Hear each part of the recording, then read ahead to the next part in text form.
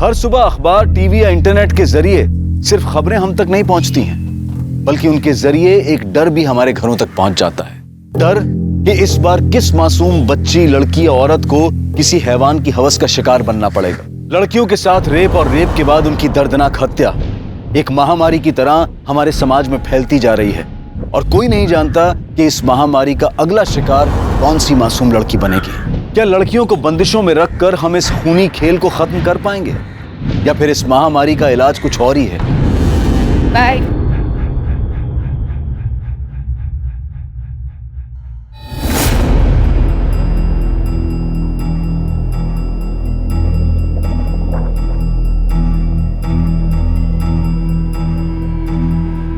नेहा, हो बाबा। तू क्या उसके साथ घूमती रहती है? मैंने मना किया है ना। इसकी जो ये दोस्त है ना, ये मुझे जरा भी पसंद नहीं है। कैसे छोटे छोटे कपड़े पहनती है, क्या संस्कार दिया है उसे घर वालों ने? अहो काहे तुम्हें पण वहां है नहीं, और बाप टूर करते रहता है। अरे उसे क्या पता उसकी बेटी क्या क्या गुल खिलाती है। बाबा वो अच्छी है। बहुत अच्छी है, तू उससे दूर रहे। जब लड़की ऐसे छोटे छोटे कपड़े पहनती है ना, तभी मर्दों का मन खराब होता है। बेटा, जब दुनिया खराब हो ना, तब खुद को संभल कर रहना पड़ता है। बस उससे दूर रहे, समझी? अरे छोड़ ना यार, तेरे बाबा तो ऐसे ही बोलते रहते हैं। देख मयूरी, बाबा से झूठ बोलना मुझे बिल्कुल अच्छा नहीं लगता। देख, माँ बाप का काम होता है बोलना, और बच्चों का काम क्या होता है? एक कान से सुनना और दूसरे कान से निकालना। तुझे बड़ा पता है, तेरे पापा तो ज्यादा साथ रहते हैं नहीं, इसलिए इतना चहक रही है। ये बात तूने एकदम सही की। मतलब मैं इतनी खुश हूं ना, पापा महीनों महीनों टूर पे रहते हैं, मुश्किल से 15 दिन में एक बार फोन पे बात होती है। कोई टेंशन ही नहीं है लाइफ में यार। अच्छा सुन, अब तू भी टेंशन लेना छोड़, और एक काम कर, पोस्ट कर मेरी, तेरी फोटो खींचती हूँ। नहीं, मुझे नहीं खिंचवानी कोई फोटो। अरे कर ना। नहीं नहीं नहीं मयूरी। अरे इधर देख, ऐसे पाउट कर, पाउट।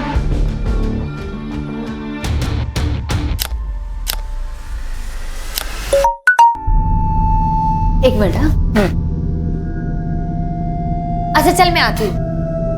अरे अरे कहाँ चल दी मेरी बुलेट ट्रेन? अरे आ रही हूँ यार।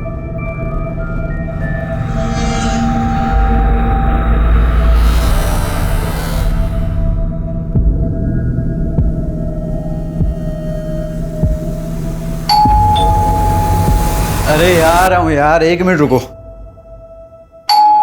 अरे नेहा कम।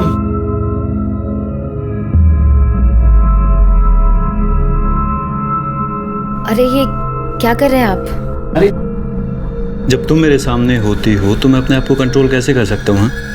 आप जानते हो ना मैं आपसे कितना प्यार करती हूँ। अब जब प्यार करती है तो फिर प्यार करने देना।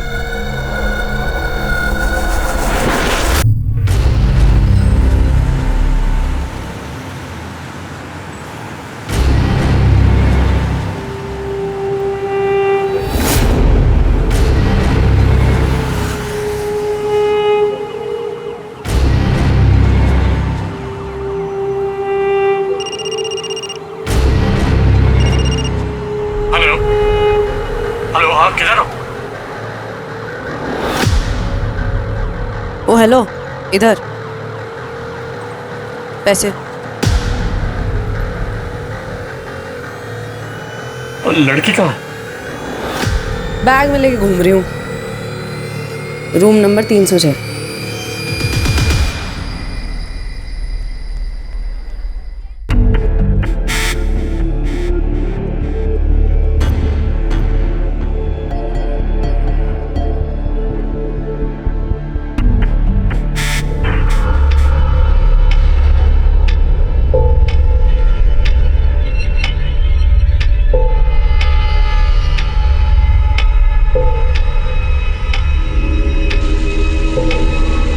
अरे कोई है?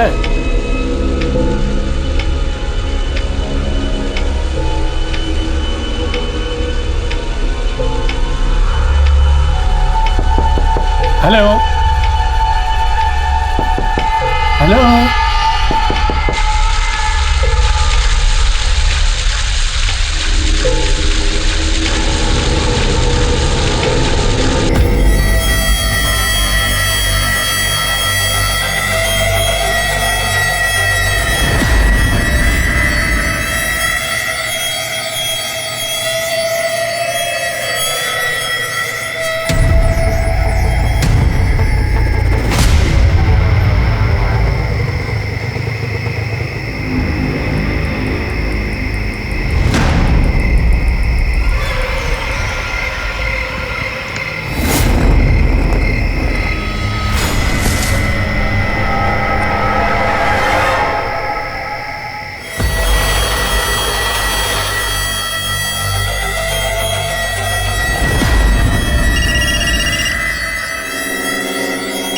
ये देख। क्या उल्लू बनाया तुमने साले का? अबे उल्लू तो इसे भगवान ने बना के भेजा है, मैंने तो सिर्फ इसके उल्लू होने का फायदा उठाया है। बीवी को बच्चे के साथ घर में छोड़ के आते हैं और बाहर बेबी करते घूमते हैं। इनके साथ तो यही करना चाहिए।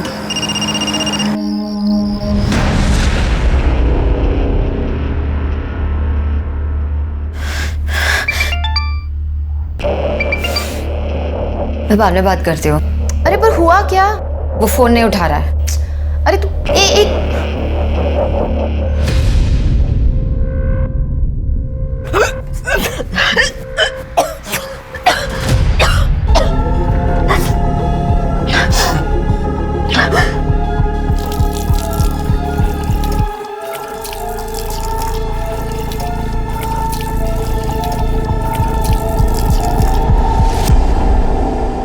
माता पिता अपने बच्चों को अच्छी परवरिश, अच्छे संस्कार देने की पूरी कोशिश करते हैं, लेकिन कई बार वो बच्चों को अनुशासन के नाम पर इतना बांध देते हैं कि बच्चों के पास उस बंधन को तोड़ने के अलावा और कोई रास्ता नहीं बचता।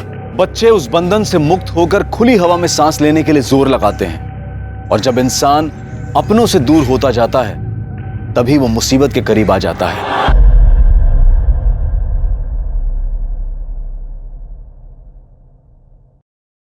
शिरके रिका में काय क्या देख रहे हो? सर वो चंद्रयान 2 के विक्रम लैंडर का कनेक्शन इसरो से टूट गया है। ओह, कोई बात नहीं। अरे हम हिंदुस्तानी लोग हैं, टूटे हुए कनेक्शन जोड़ लेते हैं, अगली बार मिशन सक्सेसफुल हो जाएगा। काय रिका में? इंस्पेक्टर साहब, हमें बड़े साहब से मिलना है। सर, हमारी बेटी नेहा पता नहीं कहाँ चली गई है। वो सुबह ही निकल गई थी कॉलेज के लिए, अभी तक वापस नहीं आई। हो सकता है वो अपने किसी दोस्त के साथ हो। नहीं साहब, मैंने उसकी सारी सहेलियों को फोन किया है।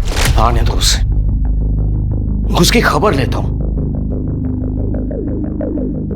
वो पूजा के साथ भी नहीं है, हो सकता है मयूरी के साथ हो।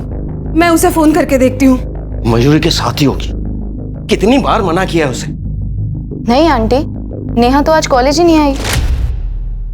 सर, उसका फोन भी बंद है। शिरके एक काम करो, इसकी लास्ट कॉल ट्रेस करो और कॉलेज और घर के बीच जितने भी पुलिस स्टेशंस और हॉस्पिटल्स हैं वहां पता करो। हो सकता है कोई एक्सीडेंट हो गया। साहब, मेरी बेटी को ढूंढ दीजिए, रात हो गई है, उसे अंधेरे से बहुत डर लगता है। Room number 306। पैसे भी मिल जाएंगे। एक बार जरा चीज तो देख लूं। बॉस, जो लड़की आपने मेल में फाइनल की थी ना, वो लड़की आपका कमरे में वेट कर रही है। अब ना तो मैं आपकी बहन हूँ और ना आपकी साली, जो आपका हाथ पकड़ के आपको लड़की के कमरे तक लेकर जाऊं। तू मेरा हाथ पकड़ के नहीं लेके जाएगी, लेकिन मैं तेरा हाथ पकड़ के लेके जाऊंगा। क्या कर रहे हो? ये क्या कर रहे हो? हाथ छोड़ो मेरा, छोड़ो मेरा। ये क्या तमाशा लगा रखा है? चुप, लड़की के साथ आप ही चला, पता कहाँ है? अरे ऊपर आ, बहुत भारी पड़ेगा, गलत काम खुद कर। अरे चुप, पता कहाँ है लड़की है? पता कहाँ है? उल्लू बनाती लोगों को है। देखो सर, मैं कोई उल्लू नहीं बना रही थी। अरे साहब, बहुत चालू लड़की है। अभी पिछले हफ्ते इसने मेरे साले को चूना लगा दिया। कैसा सगा है रे तू? तेरा खुद का साला घर में बीवी छोड़ के बाहर मुंह मारता फिर रहा है और तू उसके लिए फैंटम बन रहा है। शर्म नहीं आती तुझे? पुलिस स्टेशन में बकवास नहीं। देखो सर, मैंने कुछ गलत नहीं किया है, और अगर किया है ना तो सिर्फ समाज सेवा। समाज सेवा नहीं, फ्रॉड किया है तुमने पैसे लिए उससे। लेकिन सबूत कहाँ है? इसके पैसे तो इसकी जेब में पड़े हैं, और ले भी लिए होते ना तो मैं तो कोर्ट में मुकर जाती। कैश में बिजनेस नहीं करना चाहिए किसी के साथ। तुम सिखा रही हो मैं कानून। देखो मैडम, अगर कानून सिखाना होता ना तो सबसे पहले ये कहती कि एक लड़की को आप इतनी रात को पुलिस स्टेशन में नहीं रख सकते। सुन, साहब ने वार्निंग देके छोड़ा है तुझे, आइंदा कुछ गलत काम मत करना। मैं गलत नहीं कर रही होती, मैं समाज सेवा कर रही हूँ। Sorry sorry. हाँ सुन, इनकी बच्ची को कुछ हुआ है क्या? तुझे क्या करना है? ऐसे क्या बोल रही है? माँ बाप है, माँ बाप सबके बराबर होता है। चल निकल। हाँ जा रही हूँ। निकल। सर, नेहा के फोन लोकेशन के हिसाब से उसका फोन उसके कॉलेज के एरिया में ही बंद हो गया। इसका मतलब वो कॉलेज गई थी और वहां से ही गायब हुई है। एक काम करो, कॉलेज एरिया के आसपास जितने भी सीसीटीवी कैमरास हैं उन सबकी फुटेज निकलवाओ। और उसके माँ बाप अभी भी यहीं बैठे हुए हैं क्या? जी। उनको बोलो कि प्लीज घर चले जाए। Okay sir.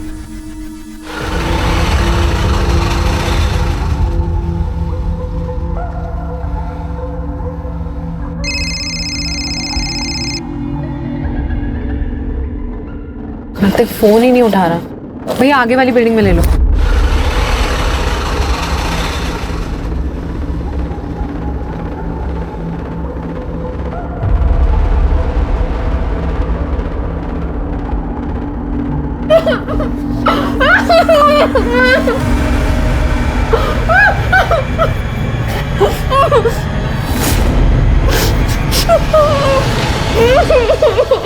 खबरदार जो तूने से दोबारा हाथ भी लगाया तो।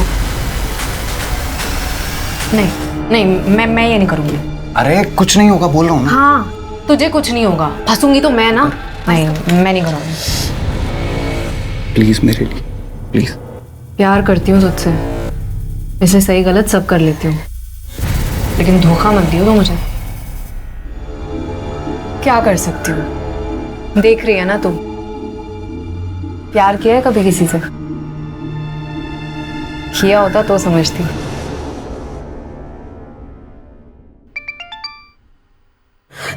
नेहा, नेहा, कहाँ हो तुम? तू ठीक तो है ना? हाँ नेहा बिल्कुल ठीक है, और जब आप मेरी बात मानेंगे तो आगे भी ठीक ही रहेगी। कौन कौन बोल रहा है? अरे अंकल, मेरा इंट्रो लेके क्या करोगे? 30 लाख चाहिए मुझे।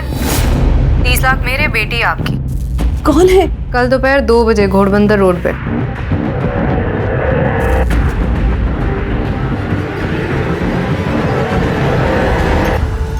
क्या हुआ? अरे बोलिए तो कुछ। हाँ नेहा बात कर रही थी ना, बोलो ना क्या हुआ?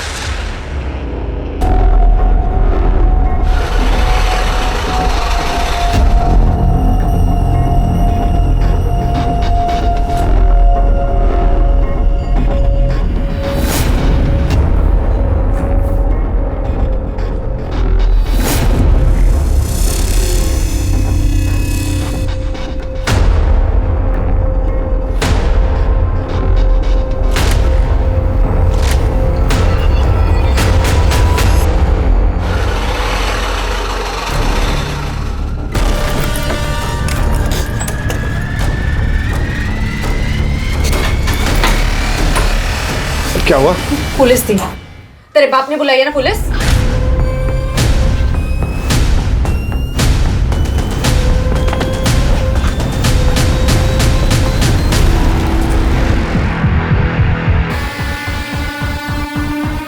आपने देखा ये सब? जी मैम। आपका नाम क्या है? राधे श्याम। राधे श्याम, आप क्या कर रहे थे उस वक्त यहाँ पे? मैडम, हम लोग यहाँ से गुजर रहे थे तो यहाँ देखा कि ये बैग पड़ा हुआ है। पास आके देखा तो इसमें खून लगा था, इसलिए पुलिस को फोन किया। लगता है काफी दिन तक बंद रखा गया था इसे। मेरा बैग भी काफी पुराना है, मुझे नहीं लगता कुछ पता चलेगा इससे। एक काम करो, फॉरेंसिक को इन्फॉर्म करो और इसकी फैमिली को भी।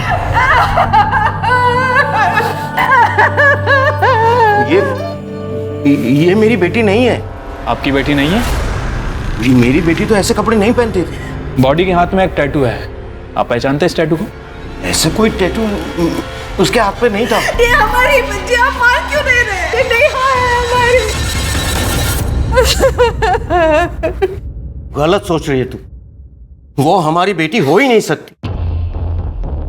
मैंने तो उसे पैसे दे दिए थे सर, फिर वो हमारी बेटी को क्यों मारेगी? आपने पैसे दे दिए? तो और क्या करता सर? आप लोगों को बताकर मैं देख चुका था, मैं अपनी बेटी की जान दोबारा खतरे में नहीं डाल सकता सर। आप लोगों के फेल होने बाद मुझे फिर से उस लड़की का फोन आया था, किसी दूसरे नंबर से कॉल आया था। हेलो। प्यार नहीं है आपको अपनी बेटी से शायद, वरना इतनी बड़ी गलती कभी नहीं करते। अब मैं आपकी तरफ से नेहा को गुड बाय बोल दूं या उसको फोन दूं, आप खुद ही बोल दो। नहीं नहीं, मेरी बेटी को कुछ मत करना। 30 लाख? उतने पैसे नहीं है मेरे पास, मेरे पास सिर्फ 12 लाख है। आप भी ना बेटी की फिरौती दे रहे हो या मच्छी मार्केट में रावस खरीदने आए हो? भगवान के लिए मेरी बेटी को कुछ मत करना। मेरे पास बस इतने ही पैसे हैं। मैंने तो उसे पैसे दे दिए थे सर, फिर वो मेरी बेटी को क्यों मारेगी?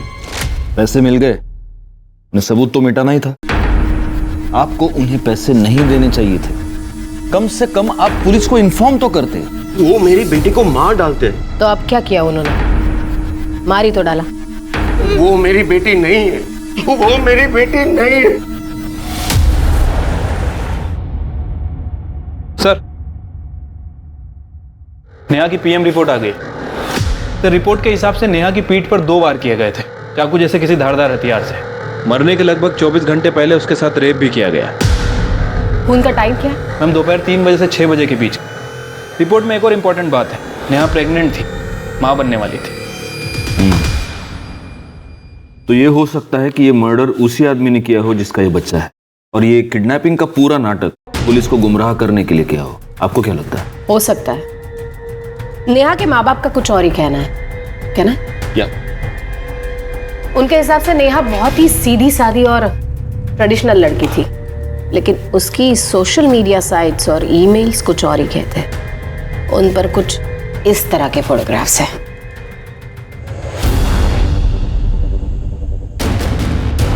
और नेहा डेटिंग साइट पर भी थी। एक लड़के से उसकी खास बातचीत होती थी, कार्तिक, जिसका आईपी एड्रेस निकलवाया गया है। एक बात बताओ शिरके, नेहा के मर्डर के बाद उसके लास्ट कॉल डिटेल्स और फोन लोकेशन के बारे में कुछ पता चला? अभी तक तो नहीं सर, लेकिन किडनैपर की लोकेशन मिल गई है जहां से उसने सुनील को फोन किया था। किडनैपर के लोकेशन के अकॉर्डिंग नेहा के फोन की लोकेशन और कार्तिक के फोन की लोकेशन दोनों सेम है।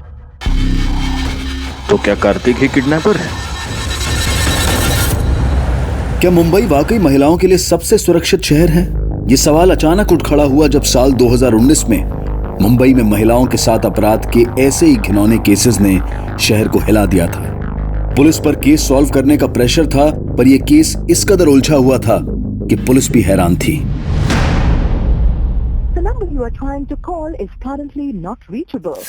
कार्तिक कहाँ रह गया यार?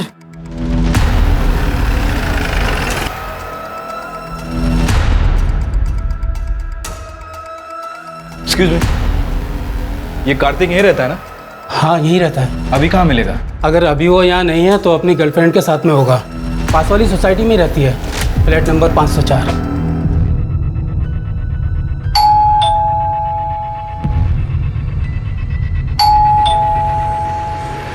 निम्पी? हाँ जी।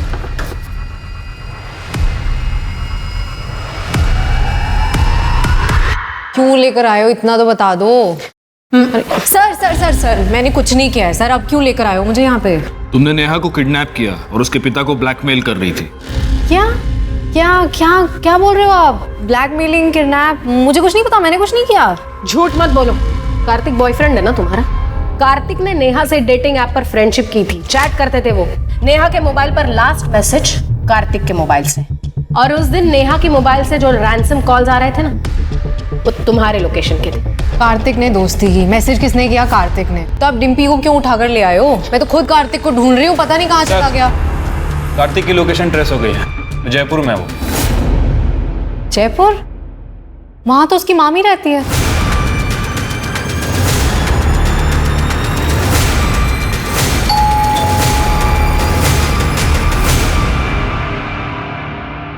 कार्तिक जी? चल, पैसे कहाँ हैं? कौन से पैसे? कौन से पैसे? रिका में अंदर चेक करो। सर अंदर, सर अंदर कुछ भी नहीं है सर। सर कुछ भी नहीं है सर अंदर। आप अभी पता चल जाएगा क्या है क्या नहीं है।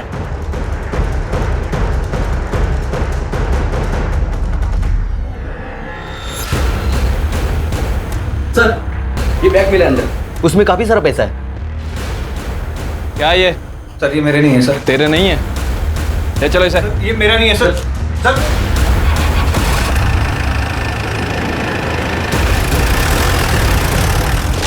सर मैंने कुछ नहीं किया सर। सर मैं सच बोल रहा हूँ सर। कुछ नहीं किया। शिरके, दिखाओ इसको।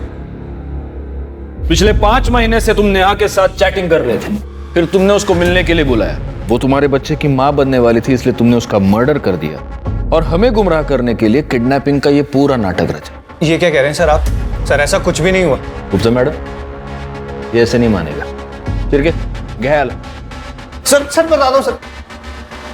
सर नेहा और मैं कई महीने से चैटिंग कर रहे थे,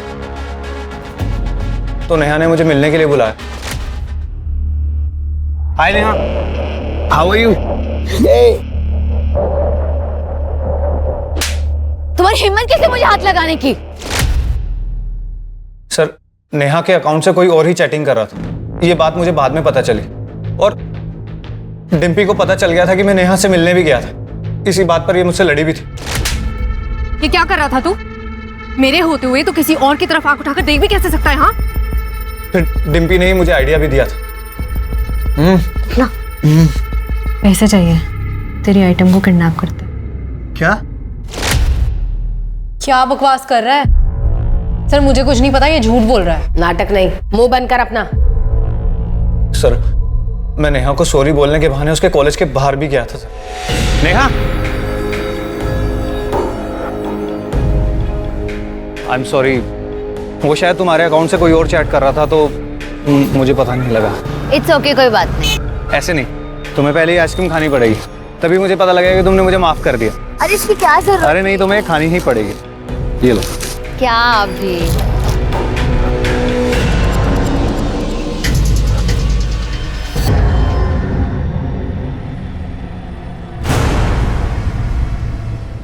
नेहा, नेहा क्या हुआ तुम्हें? नेहा, संभालो अपने आप को, ठीक हो तुम? इधर आओ, चलो चलो इधर, ध्यान से संभालो अपने आप को। झूठ बोल रहा है ये सर। उस दिन आप लोगों ने मुझे अरेस्ट किया था, मैंने कुछ गलत नहीं किया, और अगर किया है ना तो सिर्फ समाज सेवा। और जब मैं वापस गई हूं ना तो ये नेहा के साथ रेप करने की कोशिश कर रहा था। छोड़ इसे। और सर इसी के कहने पे मैंने नेहा के बाबा को फोन किया था, लेकिन फिर दूसरे दिन इसने नेहा के साथ रेप किया। सर मैंने तो वीडियो भी बनाई, आप चाहिए तो आप देख लो। सर ये झूठ बोल रही है सर। सर इसके कहने पे मैंने उसका रेप किया था सर। मैडम के पिताजी सिर्फ 12 लाख दे सकते हैं, नुकसान तो पूरा करना पड़ेगा ना। तुझे बंदी चाहिए थी ना, जायश कर। कैसी बात कर रहा है ये? सर मैं एक लड़की होकर किसी दूसरी लड़की का रेप करवाऊंगी क्या? ऊपर से ये बॉयफ्रेंड है मेरा। मेरा दिल जलता था, इसलिए जब ये पैसे लेने के लिए गया तब मैंने नेहा को भगा दिया। जा, और सुन, तेरा फोन जा। कितना भड़का था ये मेरे ऊपर सर। तूने उसे भगा दिया? अरे तू पागल हो गई है क्या यार? मैंने उसके साथ रेप किया था, मैं मारा जाऊंगा। और फिर सर पैसे मिलते ही इसने नेहा को मार दिया। सर मैंने सच में कुछ नहीं किया, ये झूठ बोल रही है सर। सर मैंने तो इसे कहा था तू मेरे पैसे भी ले ले और उस लड़की को खत्म कर दे। और मुझे जैसे ही पैसे मिले मैं अपनी मामी के घर चला गया। वो खून इसी ने किया सर, इसी ने खून किया था। झूठ बोल रहा है, मेरा इस चीज से कोई लेना देना नहीं है सर। इसने वादा किया था कि ये मुझे पैसे देगा, लेकिन इसने पैसे नहीं दिए तो मैं अपना बिजनेस करने चली गई। आपको चाहिए तो आप उस क्लाइंट से पूछ लो जिसको मैंने उस रात चूना लगाया था। तुम दोनों कहानियां बहुत अच्छी सुनाते, अब इल्जाम एक दूसरे के सर पे डाल रहे हो। हाँ गुप्ता मैडम, जब तक ये दोनों सच ना बोले दोनों को अंदर लेके फोड़ते रहो। सर पहली नजर में ये केस बिल्कुल ही ओपन एंड शट केस लग रहा था। डिम्पी और कार्तिक ने पैसों के लिए, कार्तिक ने उसका बलात्कार किया और फिर पैसे मिल जाने के बाद दोनों ने मिलकर, या फिर सिर्फ कार्तिक ने नेहा की जान ले ली। डिम्पी ने जिस क्लाइंट की ठगी की बात की, पुलिस ने जब उससे पूछताछ की तो वो बिल्कुल ही मुकर गया और बोला कि हत्या वाली रात वो डिम्पी से मिला ही नहीं था। पुलिस को पक्के तौर पर लग रहा था कि डिम्पी झूठ बोल रही है। पुलिस के पास 2 प्राइम सस्पेक्ट थे और उन्हें पूरा भरोसा था कि उन दोनों में से एक ही नेहा का खूनी है। लेकिन नेहा की कहानी खुलने के साथ अभी कुछ ऐसी परतें खुलनी बाकी थीं जिससे ये केस पूरी तरह से उलझने वाला था। नेहा ने उस दिन फोन किया था मुझे। हेलो मयूरी, मुझे बहुत डर लग रहा है, मैं अपने घर के बाहर हूँ, घर के अंदर जाने की बिल्कुल हिम्मत नहीं हो रही है। पापा मुझे जान से मार देंगे, तो प्लीज मेरे पास आ जा अभी। नेहा ने वेस्टर्न ड्रेस पहनी हुई थी और उसे बहुत डर लग रहा था कि इस हाल में अगर वो घर जाएगी तो उसके पापा उसे जान से मार देंगे। उन्हें लगेगा कि उसकी किडनैपिंग और उसका रेप उसकी खुद की वजह से हुआ है। सर उसके पापा बहुत गुस्से वाले हैं। ऐसा क्या कहते थे वो? अरे नेहा लेट हो रहा है यार, जल्दी कर। हाँ आई। तू बिना 5 मिनट रुक नहीं सकती। आई मैं ये से। लेकिन उसके पापा ने उसे कभी जीने ही नहीं दिया। क्या तुम्हें पता था नेहा प्रेग्नेंट थी? उसके बॉयफ्रेंड का नाम क्या है? मैम वो नहीं पता, और मैंने उससे बहुत बार पूछा भी, पर वो हमेशा टाल देती थी। तुम्हें पता है वो किस डॉक्टर के पास जाती थी? डॉक्टर कदम। मैडम, ओ खूबसूरत वाली मैडम, सुनो ना, बात करनी है, आओ तो। मैडम सुनो ना, दिल बहुत घबरा रहा है, दुखी सी हो रही है, समझ रहे हो? एक सुट्टा लगाने दो ना। सुट्टा तो हम तुझे लगाएंगे और गिनेंगे भी नहीं। अरे यार बात। जाने दो इसे, कि जमानत हो गई। तुम्हारी जमानत हो गई है, लेकिन जब तक ये केस चल रहा है शहर से बाहर मत जाना। अरे सर, सुबह शाम हाजिर हो जाऊंगी, आप इशारा तो करो। वकील साहब, आप ही तो मेरी नैया के खिवैया हो। हाँ सर, आई थी नेहा मेरे पास यहाँ। तो फिर आपने नेहा की प्रेगनेंसी के बारे में उसके घर वालों को बताया? एक्चुअली सर नेहा ने मना किया था, लेकिन फिर भी मैंने उसके पापा को बता दिया था।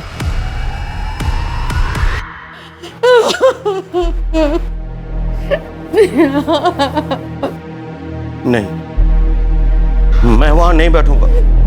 ये मेरी बेटी नहीं है, वो मेरी नेहा नहीं है। मेरी बेटी जिंदा है, मेरी नेहा जिंदा है।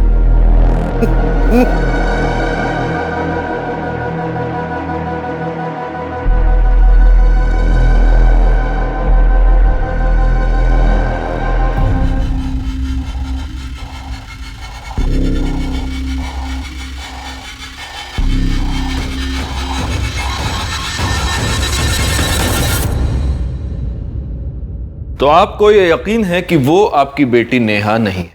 वो मेरी बेटी नहीं थी। क्यों? मेरी बेटी ऐसे कपड़े नहीं पहनती। फिर तो आपको ये भी पता नहीं होगा कि वो प्रेग्नेंट थी। नहीं, वो मेरी बेटी नहीं थी। मेरी बेटी ऐसी नीच हरकत नहीं कर सकती थी। वो आपकी बेटी ही थी, और ये बात आप भी जानते थे। आप ये जानते थे कि उसके हाथ पर टैटू है, आप ये भी जानते थे कि वो प्रेग्नेंट है, और आपके हिसाब से उसका प्रेग्नेंट होना एक नीच हरकत थी, और इस नीच हरकत के लिए आपने अपनी ही बेटी का मर्डर कर दिया। ये आप क्या कह रहे हैं? सच, और इस सच का सबूत भी है हमारे पास। आप खुद मानेंगे, आपसे मनवाया जाए। हाँ, मुझे पता था, लेकिन मैं क्या करता? मेरा मन तो अभी भी मानने के लिए तैयार नहीं है कि मेरी बेटी ऐसा कुछ कर सकती है। वो आपकी बेटी ही थी। मयूरी के कहने पर और उसकी कॉल लोकेशन से ये पता चलता है कि नेहा उस रात घर से बाहर थी। हो सकता है वो घर पर आई हो, आपको गुस्सा आया हो, और गुस्से में आपने उसे मार दिया। नहीं, मैंने ऐसा कुछ नहीं किया। बिल्कुल ऐसे ही किया। उस दिन बैंक से आपने 15 लाख रुपए निकाले थे, जिसमें से 12 लाख अपने किडनैपर को दिए, और बाकी के 3 लाख क्या किया उसका? वो खर्च हो गए। लेकिन मेरा यकीन मानिए, मैंने अपनी बेटी को नहीं मारा है। ऐसा है कि जब बच्चों के साथ कुछ बुरा होता है तो वो सहारे के लिए अपने माँ बाप के पास जाते हैं, लेकिन अगर एक बाप अपनी बेटी का मर्डर करता है तो बुरा होने पर बच्चे किसके पास जाएंगे?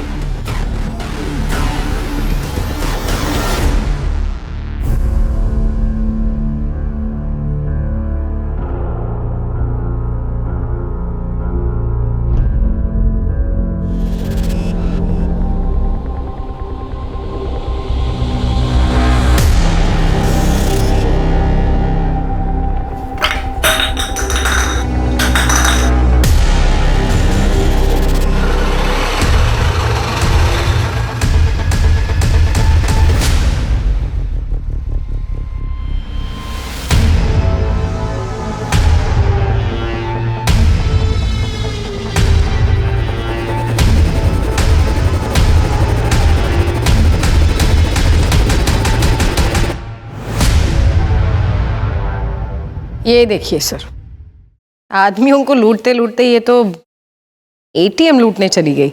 हिम्मत है इस लड़की में।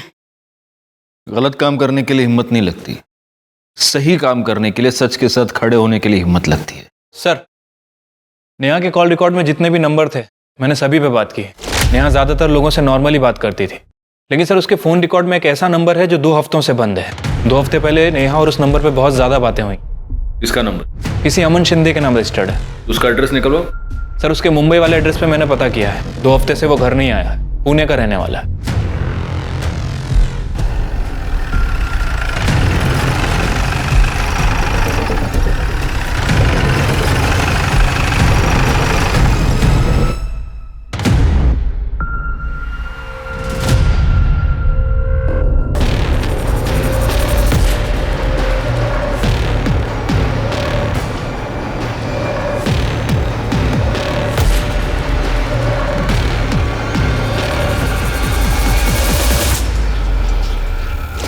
हाँ सर, ये सच है कि मैं नेहा से प्यार करता हूँ।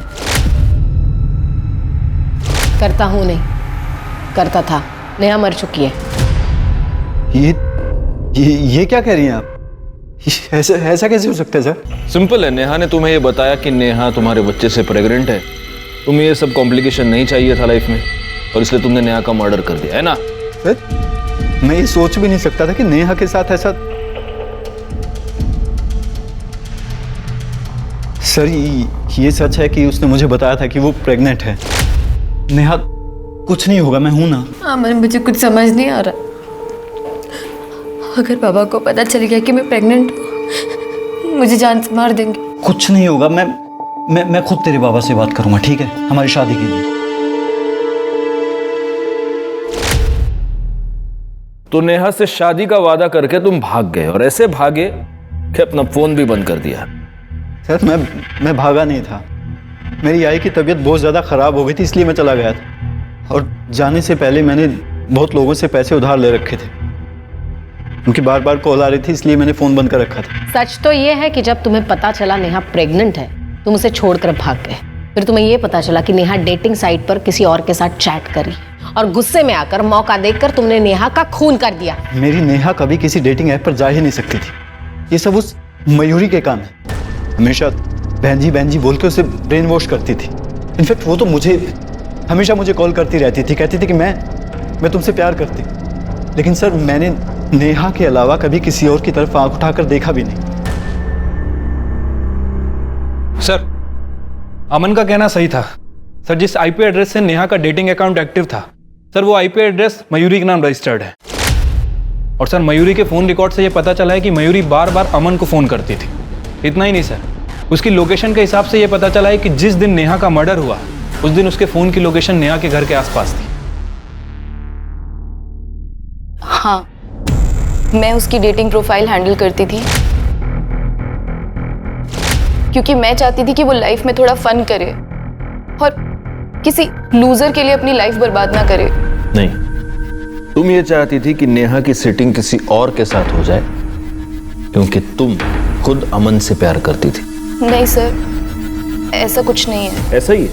नेहा एक ट्रेडिशनल फैमिली की लड़की थी, लेकिन तुमने उसे बहन जी करके मॉडर्न बनना सिखाया, उसे मॉडर्न कपड़े पहनना सिखाया। डेटिंग साइट पर तुमने उसे रजिस्टर किया। तुम हमें यह बताती रही कि तुम ये नहीं जानती थी कि नेहा किसके साथ डेट कर रही है, जबकि सच्चाई ये है कि तुम बिल्कुल जानती थी। हाँ सर, आप सच कह रहे हैं।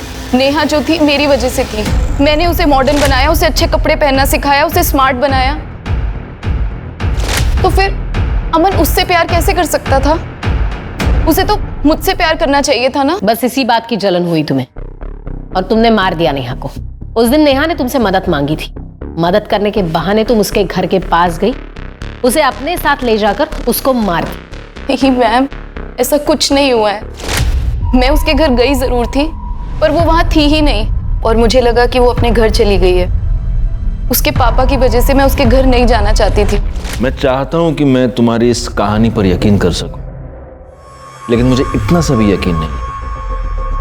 गुप्ता मैडम, आप अपने तरीके से पूछताछ कीजिए, और ये भूल कर पूछताछ कीजिए कि ये लड़की है, 2 लाफे मारिए इसको। सर पर मैंने कुछ नहीं किया है।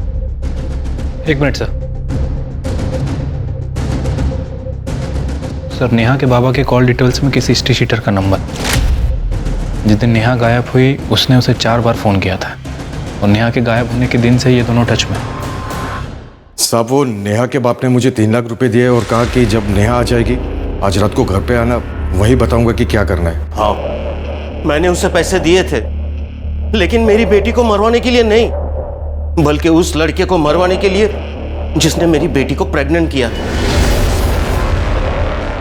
पुलिस के पास अब सिर्फ 2 नहीं बल्कि कई सस्पेक्ट थे। डिम्पी, कार्तिक, सुनील, मयूरी और अमन।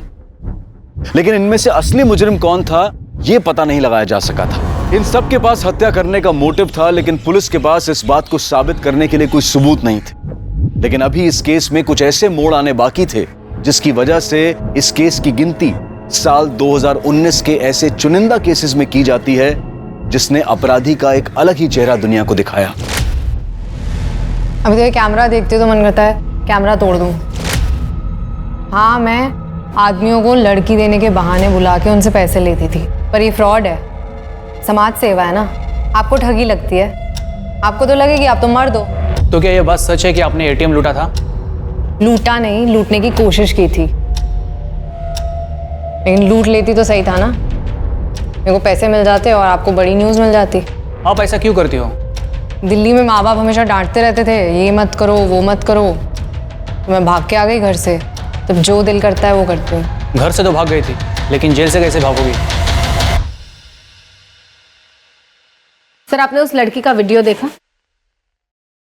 कैसी लड़की है, क्या परवरिश मिली है उसे।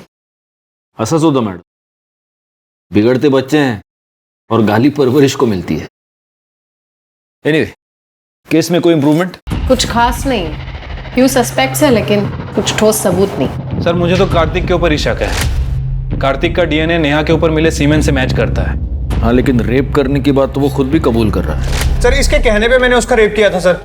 लेकिन मर्डर के टाइम तो कार्तिक जयपुर की ट्रेन में था। कार्तिक क्या हुआ? एक पॉसिबिलिटी ये भी है कि वो जयपुर गया ही नहीं। मर्डर के टाइम उसने अपना फोन किसी और के हाथ भिजवा दिया हो और खुद बाद में जयपुर चला गया हो। लेकिन डिम्पी जिस आदमी की बात कह रही है, आपको चाहिए तो आप उस क्लाइंट से पूछ लो जिसको मैंने उस रात चूना लगाया था। वो ये मानने के लिए तैयार ही नहीं है कि उसे किसी लड़की के नाम पे बुलाया था। हो सकता है वो झूठ बोल रहा या फिर सच भी। मयूरी नेहा के घर के आसपास थी और मयूरी के पास सॉलिड मोटिव था। लेकिन मोटिव तो अमन के पास भी था।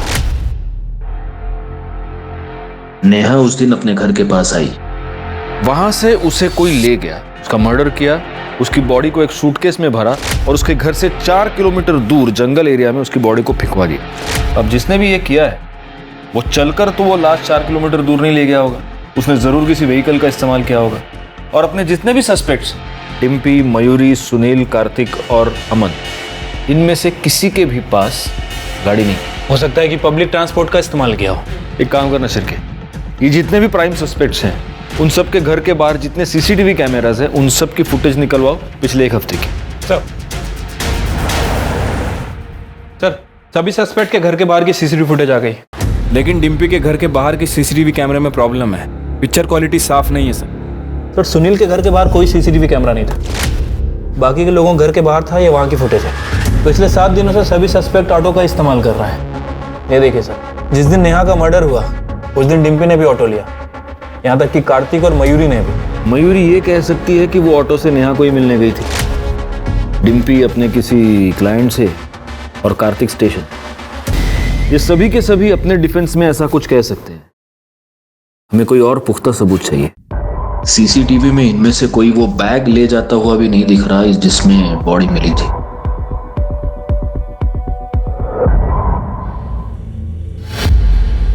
एक हफ्ता एक ही ऑटो? तू गया था उस दिन वहां? हाँ मैडम। कौन था तुम्हारी ऑटो में? तुम्हें वो ऑटो वाला याद है जिसे तुमने मंथली किराया देकर रखा?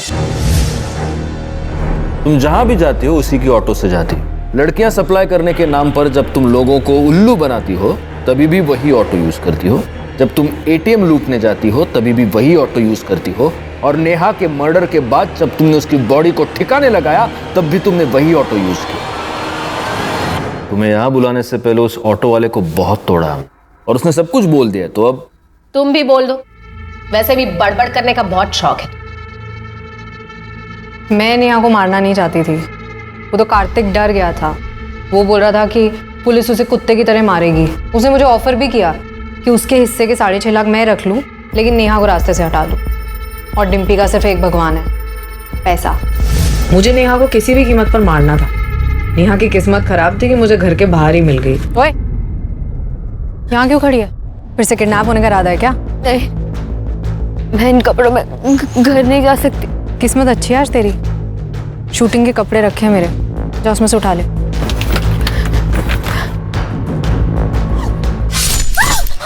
मुझे मालूम था आप लोग सीसीटीवी चेक जरूर करोगे, इसलिए मैंने ऑटो वाले से लाश को ठिकाने लगाने के लिए बैग मंगवाया। शर्म आनी चाहिए तुम्हें। खुद एक लड़की होकर दूसरी लड़की का रेप करवाया तुमने। तुम जानती हो रेप क्या होता है?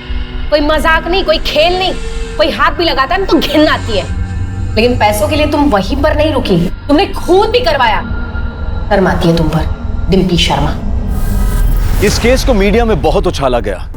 कैसे कोई अपनी दोहरी जिंदगी की वजह से मौत के साए में सो गया, कैसे आज हम इंटरनेट पर धड़ल्ले से दोस्त बनाते हैं, और कैसे कुछ लोगों को अपनी इस दोस्ती का बहुत बुरा अंजाम भुगतना पड़ा।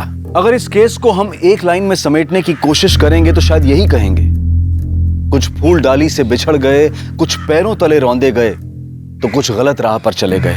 शायद नेहा के साथ यह सब होता ही नहीं अगर वो ऐसी दोहरी जिंदगी ना जीती, अगर उसके पिता सुनील उसे दुनिया से बचाने के लिए उस पर अनुशासन का पहरा लगाने की बजाय उसे एक दोस्त की तरह से प्यार से समझाने की कोशिश करते। शायद मयूरी को अपनी ही बेस्ट फ्रेंड के बॉयफ्रेंड से प्यार की उम्मीद लगाने की जरूरत नहीं पड़ती, अगर उसके पिता वक्त निकालकर उसे समझ सकते, समझा सकते। और शायद डिम्पी के हाथों इतना बड़ा पाप नहीं होता अगर उसके माता पिता उसे प्यार से सही रास्ते पर लाने की कोशिश करते।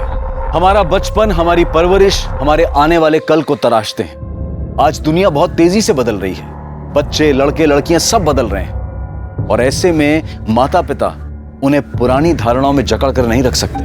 उन्हें भी बदलना होगा, उन्हें दोस्ती करनी होगी अपने बच्चों से। अपने बच्चों को उन्हें सही और गलत का फर्क करना सिखाना होगा।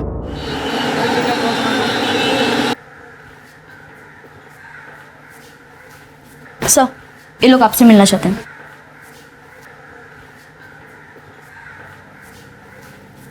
जी कहिए। सर हमारे साथ रेप हुआ है। व्हाट?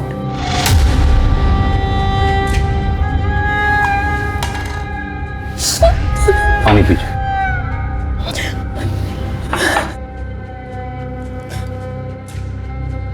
अब आराम से हिम्मत रखिए, बताइए क्या क्या हुआ। सर, सुनील अग्रवाल के घर पे हम नौकरानी का काम करते हैं। रोज की तरह आज भी साफ सफाई कर रहे थे और फिर। ओए मानसी। अच्छा, क्या आप इन्हें तुरंत पुलिस स्टेशन ले आए? इनका मेडिकल एग्जामिनेशन भी हो जाएगा। शर्मा मैडम, इन्हें हॉस्पिटल ले जाके इनका मेडिकल एग्जामिनेशन करवाइए। जी सर। पांडे सर, इनकी FIR लिख लो। और ये सुनील अग्रवाल, इसे जरा थाने बुलाओ।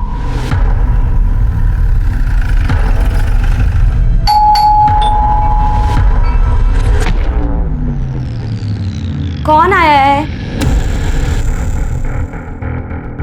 सर जी, मानसी झूठ बोल रही है। आप ही सोचिए, मैं भला अपनी मेड का रेप करूंगा, वो भी इस उम्र में।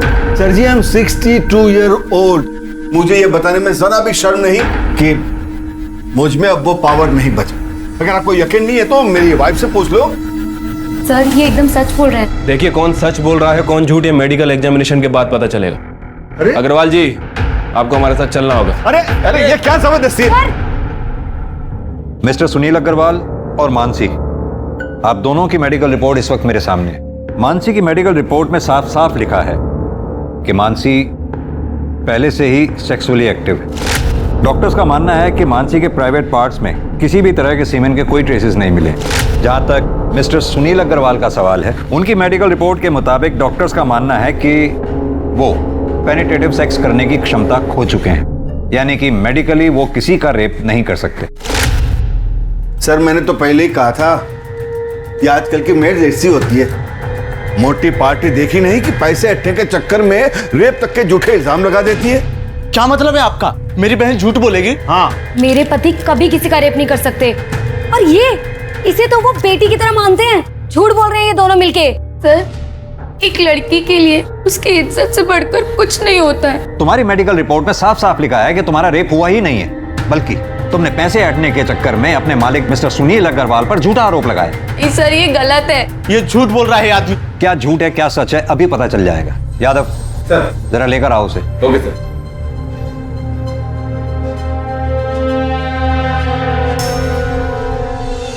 तुम? जी हाँ, इसका नाम है मनोज, तुम्हारा बॉयफ्रेंड। अब तुम खुद अपने भाई को बताओ कि मनोज और तुम्हारे बीच में शारीरिक संबंध है या नहीं। बोलो, क्या पूछना है इंस्पेक्टर साहब? संभालिए।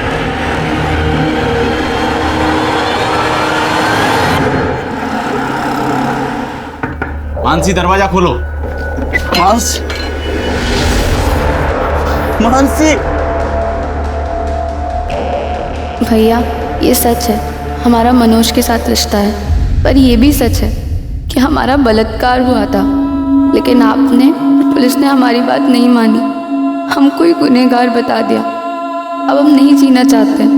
आपकी बहन मानसी।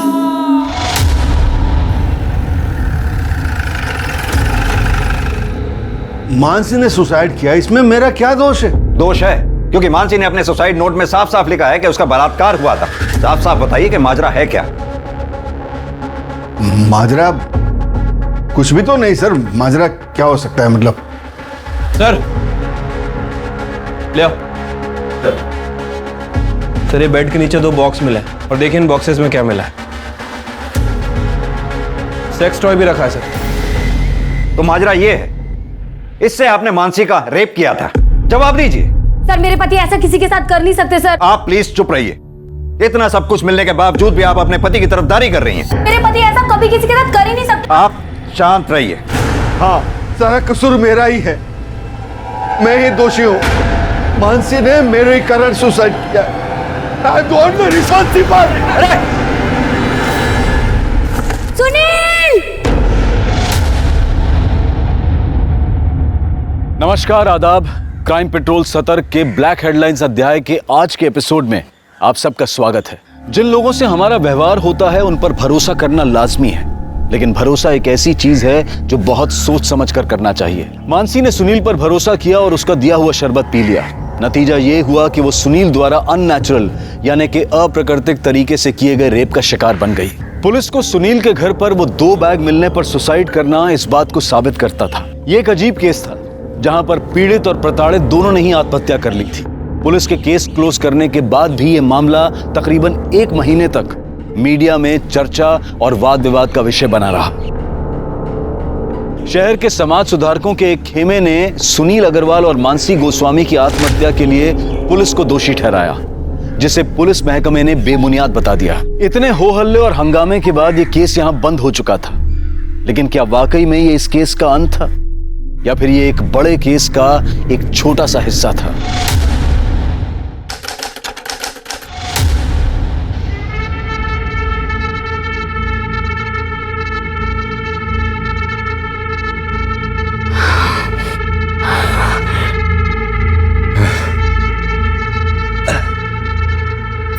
मेघा, ये भूख तो तूने मिटा दी मेरी। हाँ? अब मेरी पेट की भूख भी मिटा दे। मैं अभी ना कर रहा था। हाँ? अपनी उम्र के हिसाब से आपको भूख कुछ ज्यादा नहीं लगती साहब जी? ये मेरी तो काम वाली नहीं है, मेरी डॉक्टर भी है। तो इसी तरह मेरी भूख बढ़ाते रहे, मैं तेरी पगार बढ़ाता रहूं। हाँ? मैं अभी आया। हाँ? जल्दी आओ।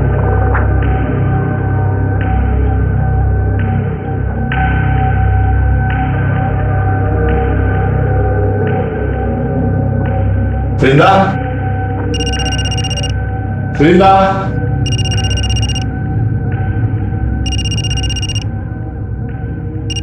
वृंदा, अरे कहाँ चली गई? साहब मैसेज चेक करो।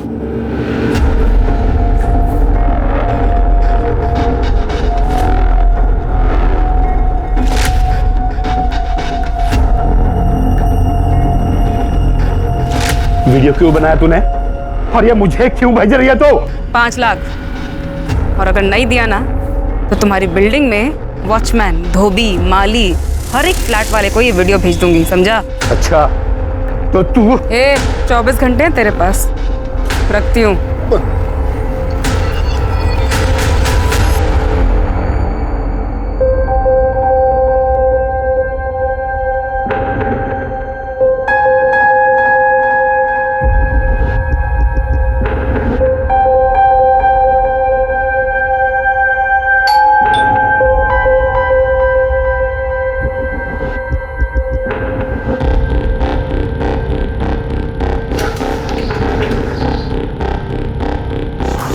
जी नमस्ते। नमस्ते। मैं करिश्मा। करिश्मा,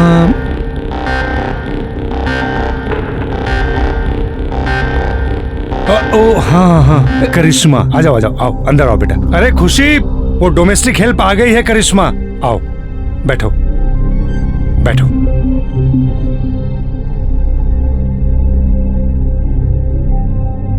नमस्ते। नमस्ते नमस्ते, बैठो। देखो काम मैंने फोन पे तुम्हें समझा दिया है, बस हम 2 लोग हैं। सर काम कब से शुरू करना है? वो हम सोच रहे थे आज से ही कर देते। वो क्या है ना, हमारी माँ हमारे रहते दूसरों के घर में काम करती है, हमको अच्छा नहीं लगता। और वैसे भी हमारे भाई की भी तबीयत ठीक नहीं रहती, उसके पास कोई नहीं होता तो वो परेशान हो जाता है। मुझसे क्या पूछ रहे हो? भले घर की लगती है, रख लो। ठीक है बेटा, तुम आज से काम शुरू कर दो। थैंक यू साहब। अरे ऐसे क्या, आओ मैं तुम्हें किचन दिखा दूं, आ जाओ।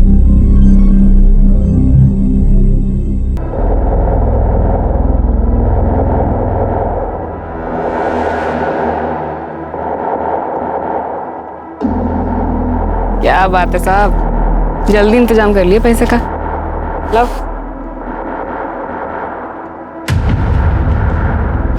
रब है ना, सब देख रहा है। तेरा भला नहीं होना कभी। ये पैसे मैंने अपने पोते की पढ़ाई के लिए रखे थे, समझी? बैंक पढ़ाई के लिए लोन बांट रही है, टेंशन मत लो आप। जाके पोते का ध्यान रखो, जाओ। अरे जाओ।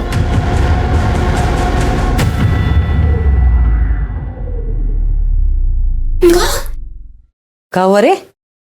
अरे क्या बात है? हाँ?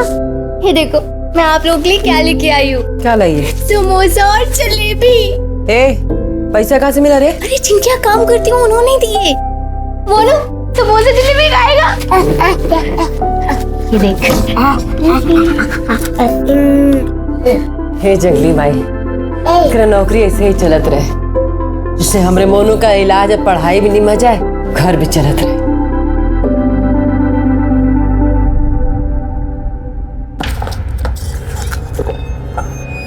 बस इतने, बाकी के पैसे का इतने ही मिले। मामा से होशियारी है, बाकी के पैसे दे रहा।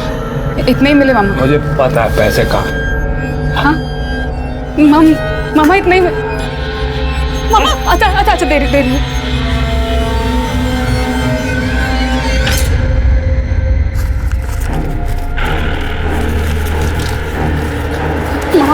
इसके मुझे भी दे दे। ताकि तू भाग जाए। हैं? अरे तेरे माँ बाप ने जब तेरे को घर से बाहर निकाला ना, तो इस मामा ने आसरा दिया तेरे को। चल दबा जा।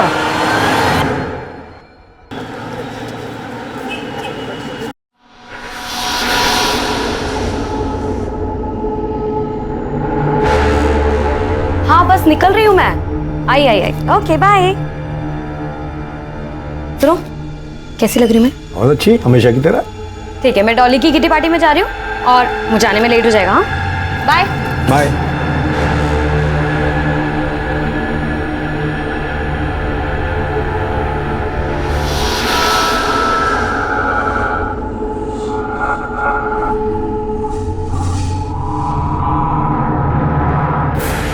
अरे करिश्मा बेटा, ये जूस पी लो। नहीं साहब। कितना काम करती हो तुम, इसके पीने से तुम्हें ताकत मिलेगी। लो बेटा लो। अरे लो, पियो। शाबाश।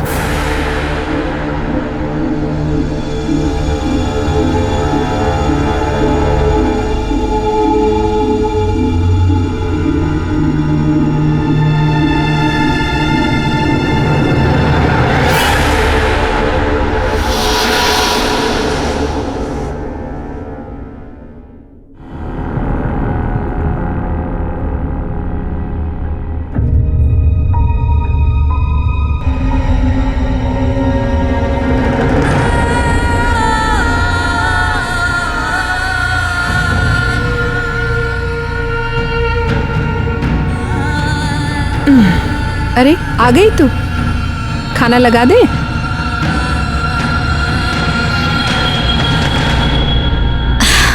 करिश्मा, क्या हुआ बेटा? तबीयत ठीक नहीं है का? चाय पिएगी? चाय बना दे? हाँ, हमारा कुछ भी खाने पीने का मन नहीं, हम कल से नौकरी पे नहीं जाएंगे। उन लोगों ने डांट दिया का? देख बेटा, अब जो लोग इतना सामान पैसा सब दे रहे हैं, अगर कभी कोई चार बात बोल दे ना, दिल पे मत लगा। देख, तू नौकरी छोड़ देगी तो फिर मोनू का क्या होगा? फिर जल्दी इतना अच्छा काम नहीं मिलता है बेटा। ये हमारी बात मानना, जो भी उन लोग कहे सब अनसुना कर दे, फिर ये सब ठीक हो जाएगा। तो काम पे नहीं जाएगी तो घर कैसे चलेगा रे?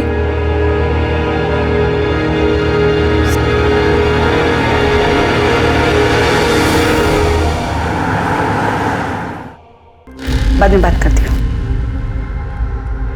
बिल्कुल सही समय पे आई हो।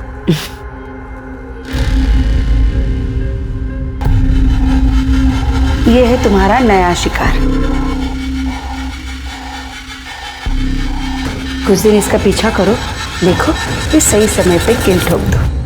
नमस्ते, मैं धीरो जरूर आऊँ। क्या लेंगे आप मालिक? चाय पानी? अरे नहीं, कुछ तकलीफ मत कीजिए आप। ये आपका बेटा है? हाँ। बेटा जरा यहाँ आना। क्या रुस्तिकर साहब? ये लो बेटा, ये तुम्हारे लिए। हाँ, जा जा बाहर खेलो, जाओ।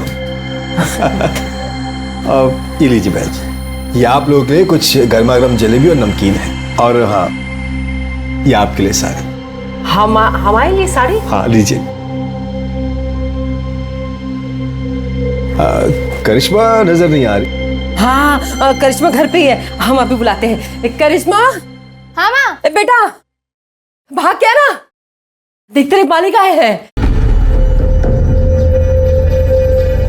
कैसी हो करिश्मा? बेटा कल काम पे नहीं आई तुम?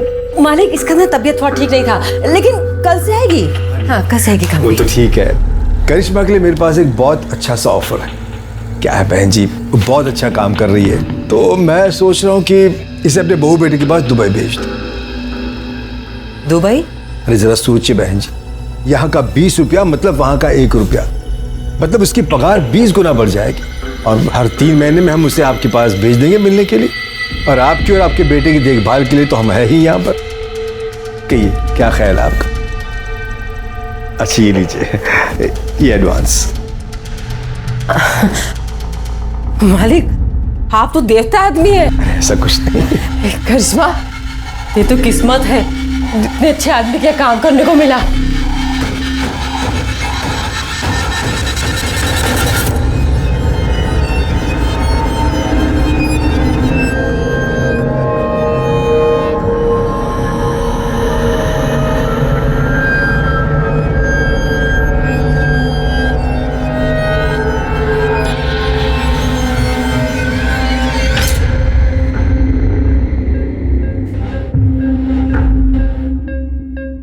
खुशी अग्रवाल जो दूसरी शादी के बाद अब खुशी अरोड़ा बन चुकी थी, उसका ये पति भी दरिंदा था। ये सिर्फ एक कोइंसिडेंस था या फिर इसके पीछे भी कोई और रहस्य था? ऐसे में करिश्मा के शोषण का सिलसिला कब खत्म हुआ? खुशी और वैशाली को करिश्मा के साथ हो रहे अत्याचार का पता चला भी या फिर नहीं?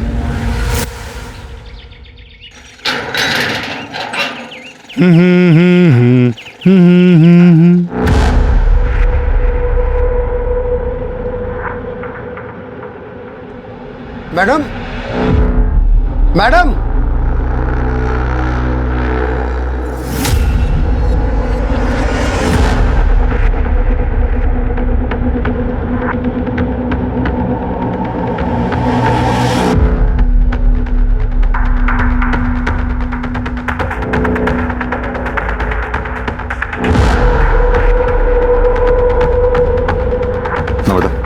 चेक करो, देखो आप।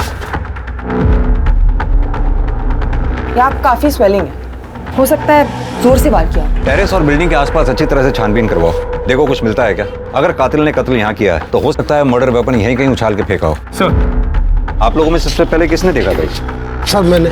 आपने बॉडी के आसपास कुछ देखा? नहीं सर, कुछ नहीं। आप लोगों में से कोई इसे पहचानता है क्या? नहीं सर।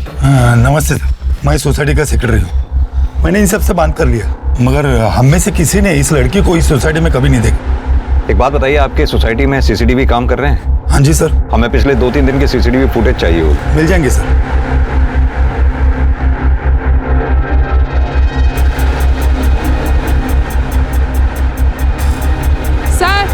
ये देखिए। सर पाँव के पास ये हेयर स्टाइल मिला है और ये हेयर कलर विक्टिम के हेयर कलर से काफी अलग है। सर मैंने पूरी बॉडी चेक की लेकिन कहीं कोई निशान नहीं है और बॉडी के आसपास खून के धब्बे भी नहीं है। बाल का डीएनए विक्टिम के डीएनए से मैच करवाओ और बॉडी एक बार फिर से चेक करो, देखो कहीं कोई निशान तो नहीं। सर संदीप, बॉडी का पंचनामा करवा के पोस्टमार्टम के लिए भिजवाओ और उससे पहले इसकी फोटोग्राफ्स लेके सोसाइटी में दिखाओ, देखो कोई पहचानता है क्या। अगर यहाँ कोई ना पहचाने तो आसपास की सोसाइटीज में दिखाओ, वहां भी अगर कोई ना पहचाने तो सोशल मीडिया पे डालो उसकी फोटोग्राफ और इस एरिया के रहने वाले लोगों में विक्टिम का फोटोग्राफ सर्कुलेट करो। हमारे लिए इसके बारे में जानना बहुत जरूरी है, तभी हम कातिल तक पहुंच सकते। सर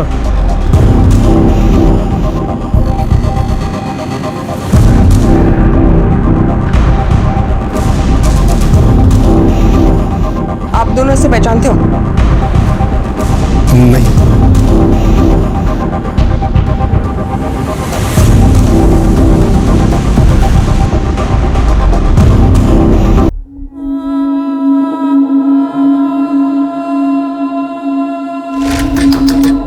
इसमें दरवाजा खोल बेटा।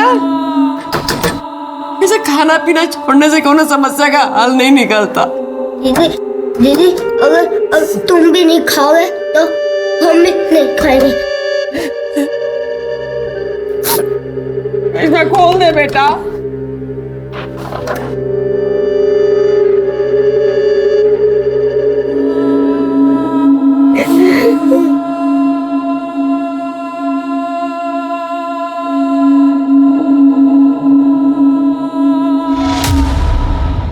सर उस अनआइडेंटिफाइड बॉडी की पोस्टमार्टम रिपोर्ट। विक्टिम की मौत 13 तारीख को दोपहर 2:30 बजे से 4:30 बजे के बीच में हुई है, लेकिन इसकी इंफॉर्मेशन तो हमें अगले दिन 14 तारीख को सुबह 8 बजे मिली। कुछ समझ में नहीं आ रहा, भरी दोपहर में टेरेस पे मर्डर। सर ये बिलीवेबल नहीं लग रहा। मैंने सीसीटीवी फुटेज भी चेक किया लेकिन कुछ सस्पिशियस नहीं मिला। विक्टिम की मौत सिर पर कोई भारी चीज लगने की वजह से हुई है। संदीप, इतना तो तय है ये एक्सीडेंट का मामला नहीं है। सर मैंने टेरेस, कैंपस, आसपास के बिल्डिंग्स में भी चेक किया लेकिन कुछ ऐसा नहीं मिला जिससे हम मर्डर वेपन कह सकें। विक्टिम प्रेग्नेंट थी, तकरीबन 5 महीने। सर बॉडी देखकर तो ऐसे नहीं लग रहा था। सर विक्टिम की बॉडी पे जो हेयर स्टैंड मिला था उसका डीएनए विक्टिम से मैच नहीं करता है सर, ये देखिए। यादव जी एक काम कीजिए, सोसाइटी में उस दिन 2 बजे से लेकर 5 बजे के बीच में जिन जिन लोगों की भी मूवमेंट हुई है सीसीटीवी कैमरा में उन सबको आइडेंटिफाई करो, पता लगाओ क्या उनमें से कोई भी विक्टिम के साथ कनेक्टेड था। Okay sir. सर उस बिल्डिंग में जितने भी लोग एक्सक्यूज मी सर, मैं कम। जी आइए। सर मेरा नाम आलोक, मैं आपसे एक जरूरी बात शेयर करना चाह रहा हूँ। प्लीज बैठिए पहले आप। जी थैंक यू सर। बताइए क्या जरूरी बात शेयर करनी है आप। ये जो लड़की है, मैं इस लड़की को जानता हूँ सर। इस लड़की का नाम वीरिंदा चौहान, और सर ये मेरे वहां मेड का काम करती थी। सर वो इसने मुझे अपने सेक्स के जाल में फंसाकर मुझसे 5 लाख रुपए ब्लैकमेल के तौर पर रैंठे थे। आलोक जी, कहीं ऐसा तो नहीं कि विक्टिम के पेट में आप ही का बच्चा था? मैं तो उस लड़की से 1 महीने पहले ही मिला था। आप इस वृंदा चौहान के कांटेक्ट में आए कैसे? मेरे घर के लिए एक मेड की जरूरत थी तो मैंने मेड एजेंसी वालों को फोन किया। सहेली नाम की एक मेड एजेंसी थी, उन्होंने मेरा नंबर ये वीरिंदा चौहान को दिया था। आप अपना कांटेक्ट नंबर? जी। वृंदा चौहान का कांटेक्ट नंबर और वो जो एजेंसी का नाम बताया आपने, इसका कांटेक्ट नंबर नम्रता को लिखवा दीजिए। नम्रता जी नंबर ले लो इसका, आप जा सकते हैं। सर ये आलोक खुद होके आया तो है लेकिन इसकी हर बात पे हम विश्वास नहीं कर सकते। कहते तुम सही रहे हो संदीप। ये वृंदा चौहान के कॉल रिकॉर्ड्स और उसके लोकेशन रिकॉर्ड्स निकलवाओ और जिस एजेंसी के बारे में ये आलोक बता रहे थे, सहेली, वहां जाकर वृंदा चौहान के बारे में पता करो। सर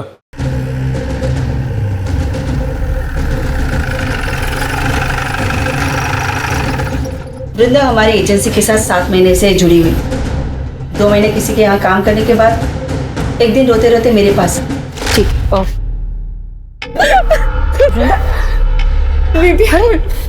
इतनी चोट कैसे लगी तुझे? मेरे पापा ने आज मेरे साथ ऐसे जबरदस्ती किया, मुझे बहुत पीटा। तुम अपनी माँ से बात क्यों नहीं करती? वो कुछ करेगी ना। मेरे पापा मुझसे बहुत नाराज है। उन्होंने मुझे घर से निकाल दिया है। मैं उनके पास नहीं जा सकती दीदी, नहीं जा सकती दीदी, वो एक अलग कहानी है। हम दोनों पुलिस के पास चलते हैं, पुलिस को बता दे। नहीं नहीं दीदी, पुलिस की बात करें तो मामा मुझे घर से निकाल देगा, मेरे पास रहने का कोई ठिकाना नहीं है। रोना बंद कर और ये बता कि तू मुझसे क्या चाहती? मामा ने बोला था कि उसको पैसे ला के दूंगी ना तो वो मुझे छुएगा नहीं।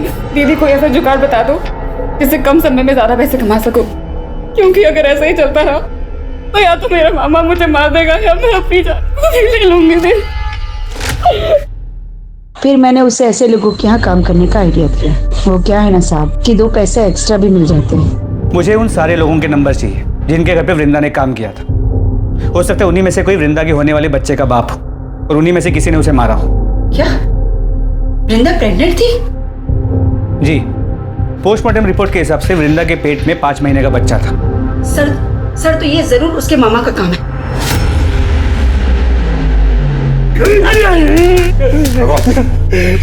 जनाब जितना मारना मार लो जनाब, मैं सच कहता हूँ मैंने वृंदा के साथ जबरदस्ती जरूर की जनाब, लेकिन मैंने उसका खून नहीं किया।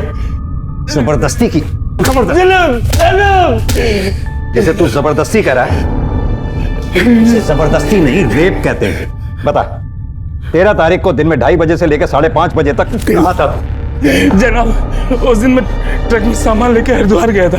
आप चाहो तो सिंह कंपनी में फोन करके पूछ लो। आइए जनाब। हमें सिखाएगा तू? वो जब वृंदा जिन बुड्ढों को चूना लगाती थी उनमें से किसी ने मारा होगा जनाब।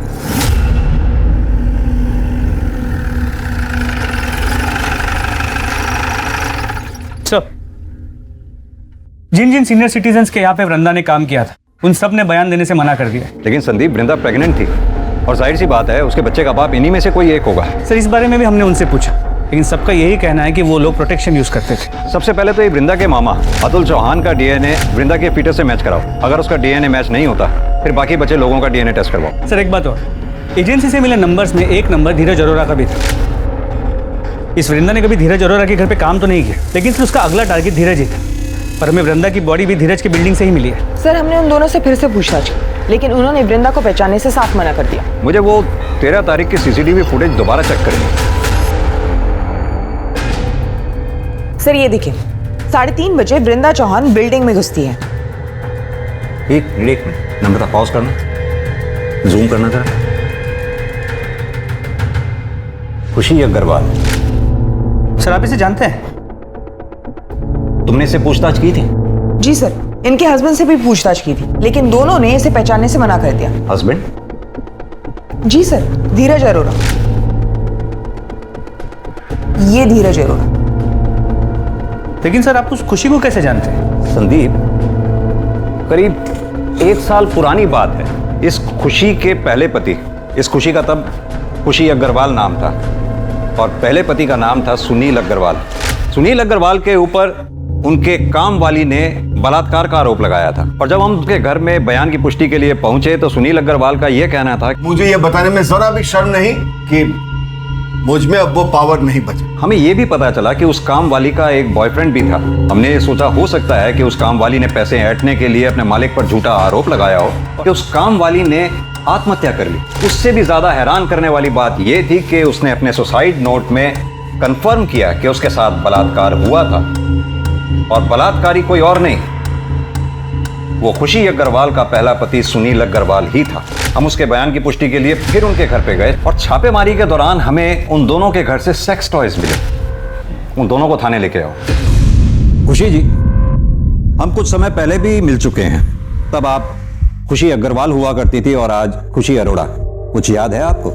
जी सर। आज आप सेकंड मैरिज करके मूव ऑन कर गई, अच्छी बात है। Thank you sir.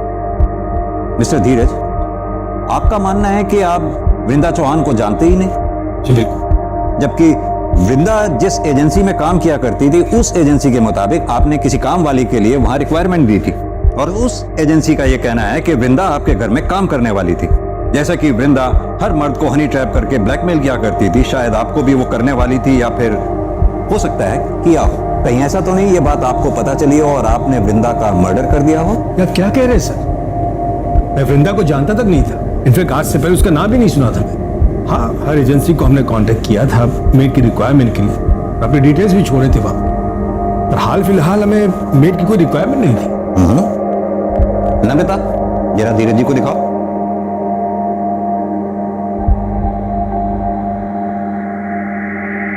मिस्टर धीरज, कल आप अपने ऑफिस से 4 बजे घर लौट कर आए और फिर आधे घंटे बाद अपने घर से चले गए, जबकि हमने पता किया है कि आप अपने ऑफिस से रोजाना 7 बजे के बाद निकलते हैं। सर वो मैं अपने कुछ फाइल्स भूल गया था, इंपॉर्टेंट थे, इसलिए पर्सनली लेने आ गया था घर। और खुशी जी, आप कल अपने घर से 3:45 पे निकली और ठीक 10 मिनट बाद 3:55 पर घर लौट कर आ गई। सर ऐसी कोई बात नहीं है, मैं बस पैसे विड्रॉ करने गई थी वहां से। और आप स्टेटमेंट चेक कर लीजिए बैंक का, सीसीटीवी फुटेज होगा, आप वो चेक कर लीजिए। खुशी जी, ये एक अजीब सा इत्तेफाक नहीं है? 1 साल पहले भी जब हम मिले थे तब भी जुर्म आपके इर्द गिर्द ही हुआ करते थे और आज भी ठीक वही सिचुएशन है। सर इसे मेरी बुरी किस्मत समझ लीजिए या फिर कोइंसिडेंस। ठीक है, फिलहाल आप दोनों जा सकते हैं। Thank you.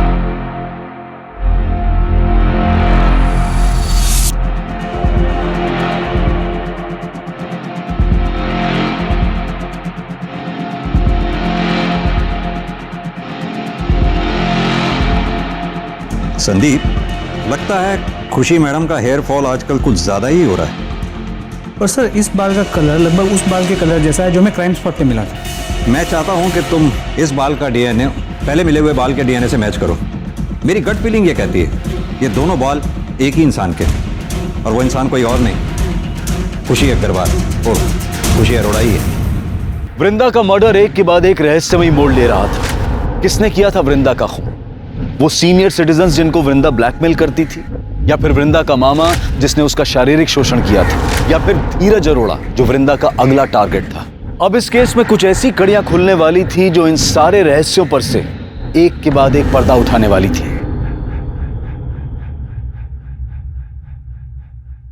सर, वृंदा के मामा अतुल चौहान का डीएनए वृंदा के पेट की फीटस के डीएनए के साथ मैच करता है। रिपोर्ट।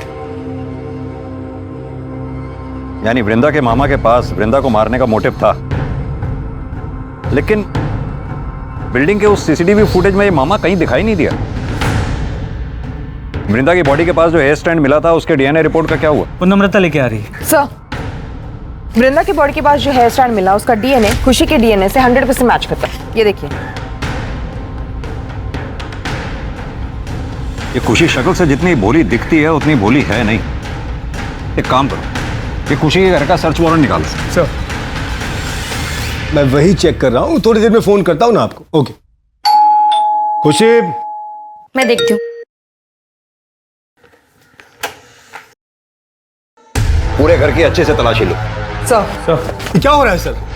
आप हमें अपना काम करने दीजिए।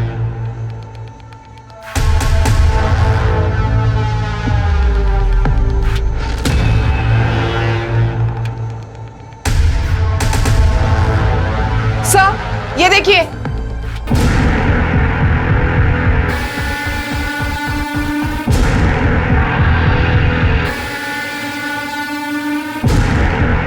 ये इस पिक में लड़की कौन है? यही रहती है? सर, हमने इसे अडॉप्ट किया है। पहले यही रहती थी, अब मेरे बेटे के साथ दुबई में रह रही है। नाम क्या है इस लड़की का? करिश्मा।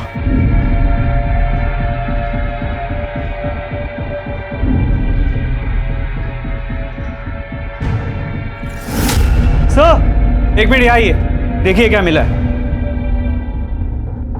सर, मर्डर वेपन तो नहीं मिला, लेकिन ये सब कुछ मिला है। और सर, ये देखिए।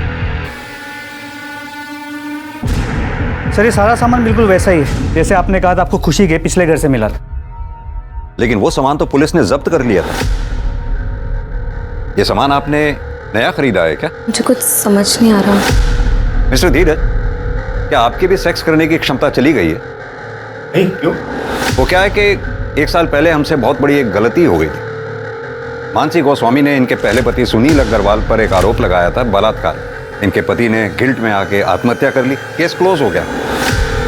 लेकिन उस केस का एक मुजरिम आज भी खुले आम घूम रहा है। देखिए, आप दोनों के खिलाफ हमारे पास इतने सबूत तो हैं ही कि हम कोर्ट में आसानी से ये साबित कर पाएंगे कि वृंदा का मर्डर आप दोनों ने ही मिलकर किया है। सर, हमने ऐसा कुछ भी नहीं किया, हमने उसे नहीं मारा सर। ये आपके बाल वृंदा की बॉडी पर कैसे मिले और उन बालों का डीएनए आपके डीएनए से कैसे मैच करता है? और यही नहीं, वृंदा के लोकेशन रिकॉर्ड वारदात के कुछ रोज पहले तक लगातार धीरज के लोकेशन रिकॉर्ड से कैसे मैच करते हैं? सर, मुझे नहीं पता ही। आप तो चुप ही रहिए मिस्टर धीरज, लगातार आप झूठ पर झूठ बोलते चले जा रहे हैं। यादव जी, जरा फुटेज दिखाइए इन्हें। इस फुटेज में जो लड़की दिखाई दे रही है करिश्मा, आपने ये कहा कि आपकी अडॉप्टेड बेटी है और वो दुबई में रहती है, तो फिर कैसे इस फुटेज में आपकी बिल्डिंग से वो निकलते हुए दिखाई दी और कहां जा रही थी वो? हमारा टाइम वेस्ट मत कीजिए, ये बताइए कि आप दोनों ने मिलकर वृंदा को मारा या आप दोनों ने करिश्मा के साथ मिलकर वृंदा को मारा? और एक सवाल, करिश्मा के साथ एक चौथी औरत जो आपकी बिल्डिंग से सीसीटीवी फुटेज में निकलती हुई दिखाई दी है, वो चौथी औरत कौन थी और उसका इस मर्डर में क्या रोल था? अरे सुनाई नहीं दे रहा क्या? अभी भी वक्त है, सब सच सच बता दो। नहीं बताना तो वो भी बता दो। कोर्ट में तो हम साबित कर ही देंगे कि वृंदा का मर्डर आप दोनों ने किया है। कब तक चुपचाप सुनती रहोगी? सच बता दो ना।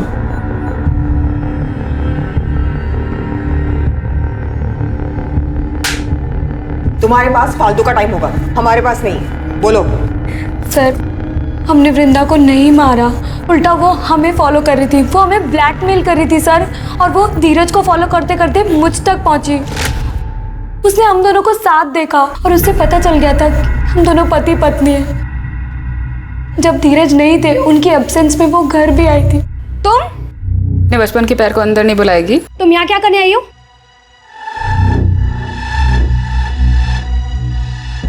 तुझसे इतना प्यार किया था, 9 साल पहले मुझे गांव में अकेला छोड़ा ही था। सारे गांव वालों ने मेरा सर मुंडवा दिया, माँ बाप ने घर से निकाल दिया, मामा ने मेरा रेप किया। ये अच्छा है, मेरी जिंदगी खराब करके अय्याशियाँ कर रही है। तो क्या चाहती है? 1 लाख रुपए। किस बात के 1 लाख रुपए? तेरे पति को बताऊं तेरे बारे में? खोलूं तेरी बोल? हवा टाइट हो गई तेरी। कहाँ से लाऊं मैं 1 लाख रुपए? घर पे रखे होते 1 लाख रुपए? बाजू में एटीएम है और तेरे पास 2-3 अकाउंट तो होंगे ना। तो एक काम कर, सारे अकाउंट से थोड़े थोड़े पैसे निकाल के 1 लाख रुपए दे दो। मौसी हूँ तुम्हारे मुंह पर ला करके 1 लाख रुपए।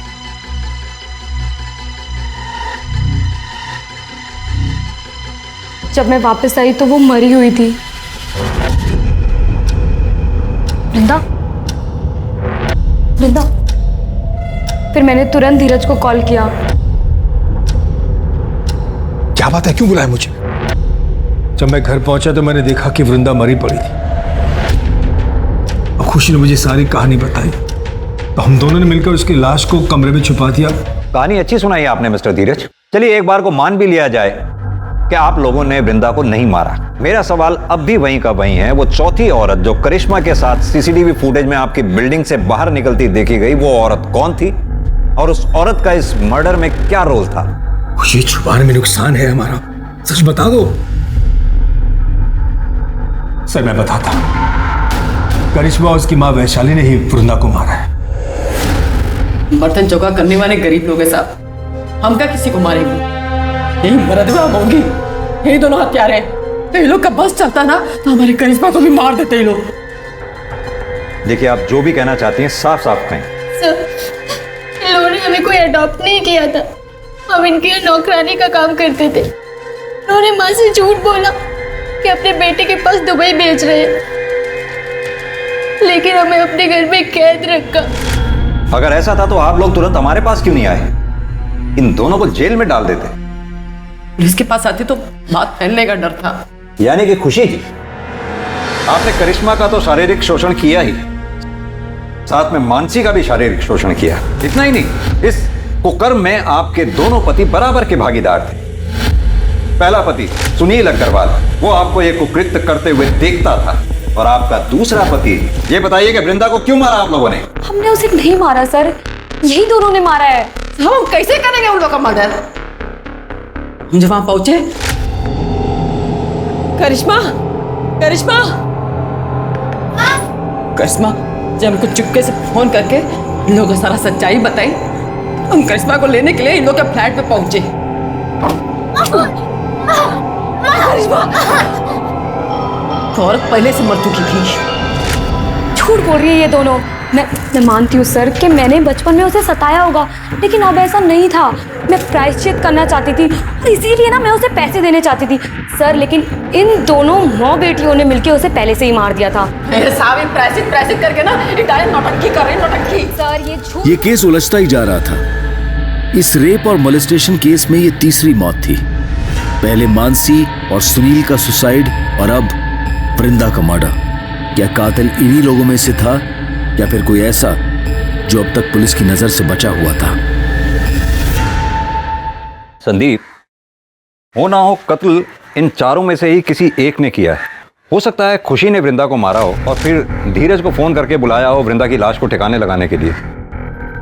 या फिर यह भी हो सकता है वृंदा के डर से खुशी ने धीरज को फोन करके बुलाया हो और उन दोनों ने मिलकर वृंदा को मार दिया हो। या फिर यह भी हो सकता है कि वैशाली घर में घुसी हो, करिश्मा के साथ भागने लगी हो और इसी दौरान वृंदा बीच में आ गई हो और वृंदा वैशाली के हाथों मारी गई हो। कुछ समझ नहीं आ रहा है संदीप। सर, वृंदा मर्डर केस में एक इंटरेस्टिंग चीज सामने आई है। सर, मैंने वारदात के एक दिन आगे पीछे की बिल्डिंग की सीसीटीवी फुटेज निकाली, तो उसमें ये धीरज काला पॉलिथीन लेके जाते हुए दिखाई दे रहा है। देखने से तो उसका टिफिन लग रहा है। सर, मुझे भी ऐसा ही लगा था, इसलिए मैंने उसी वक्त की बिल्डिंग के आगे के रोड की सीसीटीवी फुटेज निकलवाई, तो ये धीरज ये काला पॉलिथीन उस डस्टबिन के पास फेंक रहा था। नम्रता, एक काम करो, अपनी टीम में से किसी को भी इस स्पॉट पे इमीडिएटली भेजो। हो सकता है ये पॉलिथीन अभी भी वहीं हो। जी सर।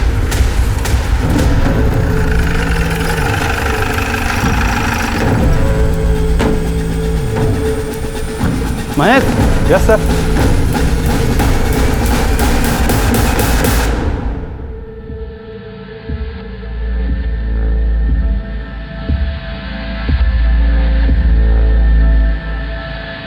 सर, ये बैग मैंने फेंका जरूर था। वृंदा को मैंने नहीं मारा सर, ना ही खुशी ने मारा है। फिलहाल तो आप चारों में से जिसने भी वृंदा को मारा है बहुत जल्द पता चल जाएगा, क्योंकि हमारा फिंगरप्रिंट एक्सपर्ट उस गुलदस्ते की जांच पड़ताल में लगे हुए हैं। अभी भी टाइम है। आप में से जिस किसी ने भी वृंदा को मारा है शराफत से कबूल कर ले।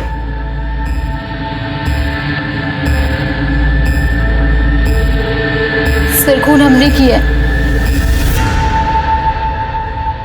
उस दिन फोन रखने के बाद हम माँ का इंतजार कर रहे थे। घर में सर और मैडम दोनों ही नहीं थे। जैसे माँ गेट पे आई, हम उनके पास दौड़ के पहुंचे तो मैडम हमारे बीच में आ गई, हमें रोकने लगी। हमने गुलदस्ता उठा के उनके सिर पे दे मारा। कैसे मारा? करके बताओ। सर, वो हमारे सामने आ गई थी हमें रोकने के लिए, तो हमने गुलदस्ता उनको ऐसे मार दिया सिर पे, वो वहीं मर गई और हम भाग गए। लेकिन चोट तो वृंदा के सर के पीछे लगी थी। क्यों वैशाली जी? अरे अब तो मान जाओ, या अपनी बेटी को जेल भेजकर मनाओगी? हमसे बहुत बड़ी भूल हो गई था।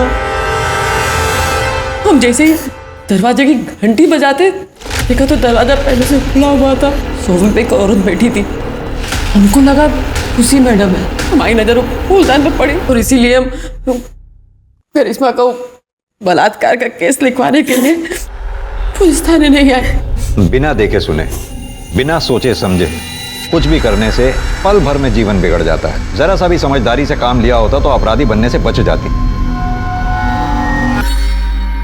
आज की तारीख में हमारे देश में समलैंगिक रिश्ते में होना कोई जुर्म नहीं है। अब तो कानून भी पास हो चुका है जो LGBT कम्युनिटी को मान्यता देता है। लेकिन अगर कोई भी रिश्ता हवस की आड़ में जोर जबरदस्ती से बनाया जाए तो वो जुर्म है। खुशी की दरिंदगी का शिकार ना सिर्फ मानसी, वृंदा और करिश्मा हुई, बल्कि खुशी की हिरासत के बाद और भी कई लड़कियां सामने आई। और इस सीरियल रेप और मोलेस्टेशन के लिए खुशी के साथ साथ उसके पार्टनर्स को भी सजा दी गई। ये केस दर्शाता है कि समाज के दरिंदों की कोई शक्ल नहीं होती, कोई जेंडर नहीं होता। लेकिन ऐसे कई केस रोके जा सकते हैं अगर सही समय पर पुलिस को इसकी सूचना दे दी जाए। हमें बस चौकन्ना और सतर्क रहने की जरूरत है। अब मैं अनूप सोनी आपसे विदा लेता हूं। फिर मुलाकात होगी क्राइम पेट्रोल सतर्क के ब्लैक हेडलाइंस अध्याय में एक और नए केस के साथ। और याद रखें, क्राइम और आपके बीच में सिर्फ इतना फर्क है कि आप कितने सतर्क हैं। सतर्क रहें, सुरक्षित रहें। जय हिंद। क्राइम पेट्रोल्स के और भी दिलचस्प कहानी देखने के लिए हमारे चैनल को सब्सक्राइब करें और बेल आइकॉन दबाना न भूलें।